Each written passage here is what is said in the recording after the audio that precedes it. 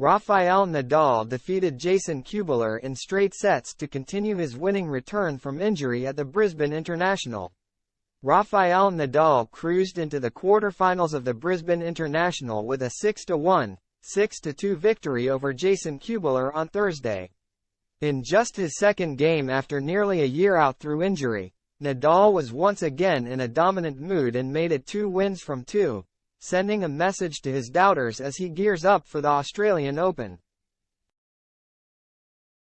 Nadal picked up where he left off in his first-round win over Dominic Thiem, breaking Kubler and surging into a quick 3-0 lead while dropping just one game, which was a double fault.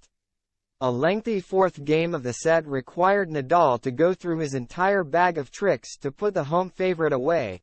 The long rally ended with a vintage reverse smash from the 37-year-old close to the net to delight the crowd inside Pat Rafter Arena.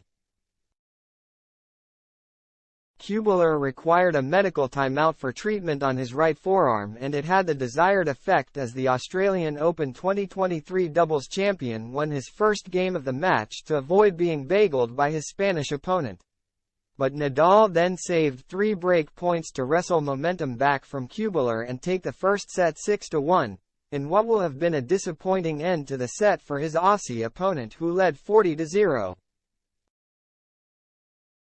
Nadal received a time violation warning on his return to court after what the umpire described as a lengthy bathroom break, which the star of the show initially disputed but left the conversation with a smile on his face before quickly breaking Kubler once again.